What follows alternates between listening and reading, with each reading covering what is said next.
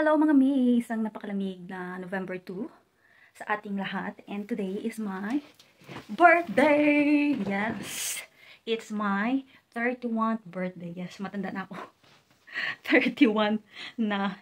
And of course, I'm so happy because ang akon nga gift. Ang amon nga precious gift. O diba, at 30s, magkakaroon na kami ng baby. And dapat today is magluluto ako ng food kaso yung aking asawa is ititreat niya daw ako ng pagkain sa labas. So lalabas kami today and malamig siya mga mi. Ipapakita ko sa inyo yung aking OOTD. Ito yung aking OOTD mga mi. Yung aking dress is galing na naman to sa ukay. Yes. At yan yung aking asawa. May inaayos. And yung aking shoes is iba na naman to siya. Pero of course white na may accent na brown. Ito lang yung ating birthday outfit of the day. Pero ukot na siya. Di pa ako nakaalis pero naukot na siya. Pero okay lang yan.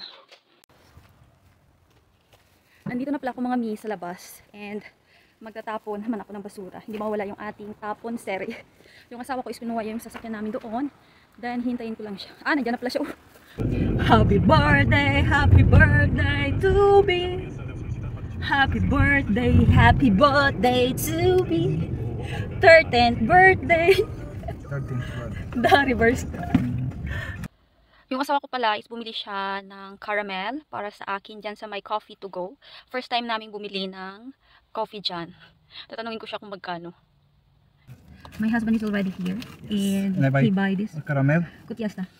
It's cheap. 16 lei. 6 sus kuman. 16 lei. I know. Even it's expensive. Hasta ibun. Hasta yung pixutol. Yeah. Hasta. And I buy two homemade and two homemade phones. And two homemade phones. One for me, one for you. Probably both for me because the person doesn't like it. Hasta ibun. Yeah. No? Forte bun. That's it. Namit. Really good hasta. I don't know which one is which. Chibre. Hasta chocolata. I think this one. Hasta asya caramel, si chocolate. That one? That one is caramel. It's also caramel. Ah. Exactly what you.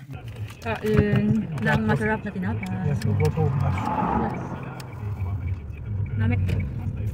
This is the birthday treat of my husband. Maybe later. Which one? Yung asawa ko is pumunta muna doon sa kanyang friend kasi meron silang bubuhati na mobila or furniture na iaakyat doon sa may apartment. Then ako is hindi na ako pupunta doon kasi yung apartment dito is walang elevator. So ayaw kong umakyat at dumaan sa may hagdan. Mostly kasi dito sa mga apartment sa aming city, wala talaga silang elevator. Except na lang kapag yung floor is more than 4th floor. Kapag 5th floor na, is meron na siyang elevator. Pero pag 4th floor, nimik. Nothing. So ayaw ko nga umakyat doon. Sabi ko dito na ako maghihintay. Ganito lang kasimple yung pag-celebrate ko ng aking 31st birthday this year. Kasi nga nag-iipon kami ng aking asawa para sa aking panganganak. Even though naman na kapag nanganak ako sa public, even normal or cesarean, free po siya.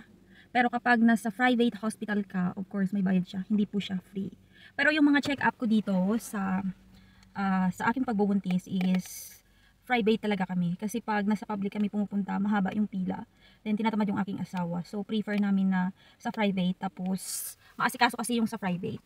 Then kapag public ka, kapag lumalabas ka, meron daw silang binibigay na freebies. So yun yung hinahabol ko, freebies. So, mukha ng freebies. Pero yun naman yung sabi nila. Pero ako gusto ko maging, hopefully lang talaga yung aking panganganak, hopefully, maging normal para yung tawag dito, yung pagre-recover is mas mabilis. Hello mga mi, nandito kami sa isang part ng Padori o Gubat dito sa aming city and tingnan nyo naman yung aking likod. Ito talaga yung kagandahan ng autumn. Sa lahat ng weather dito sa Romania, yung autumn yung gustong gusto ko kasi super ganda ng ambience ba, nakaka-relax, especially yung mga color brown na mga dahon and yung mga puno rin is meron pang natitirang mga leaves or bronze pero konti na lang. And there are area talaga dito sa Romania na very very beautiful talaga siya. Pero hindi pa nga ako nakapunta doon. Kasi nahirapan ako mag-travel, napagod na yung aking katawang lupa kapag nag-travel kami ng mahaba. So yung mga pinupuntahan lang namin is yung mga malapitan just like this. And nakaka-relax ah. And alam niyo naman na birthday ko nga, and sabi ng asawa ko is gusto niyang kumain kami sa restaurant pero ayoko. sabi ko sa kanya, yung kakainin ko lang naman doon is yung mga prejits or mga ma-oil na pagkain ba, mga prito-prito. So, isave na lang namin yung aming pera na kapag pumunta kami sa kapital kasi merong open doon na Filipino restaurant. So, pupuntahan namin and ito try ko yung mga pagkain nila doon kasi sabi nila is lutong bahay yung may-ari doon. So, ito try natin. But before that, tingnan nyo yung aking magandang view at yung aking anakish. Diba? Alis na kami mga mi and tapos na yung ating gala para sa aking pa-birthday. And yung asawa ko is naghihintay na sa aming sasakyan. So, we are ready to going home na. And may tutulungan pa kasi siyang kaibigan doon sa apartment. So, let's go sa go. And kanina pa ito naghihintay yung aking asawa. Chepat sutol. Kaya ni sutol gata. Sutol na natin. Mergen. Da mergen. Murdar. Да, София, она из Аник София. Murdari. Okay, pala. Arrivederci everyone.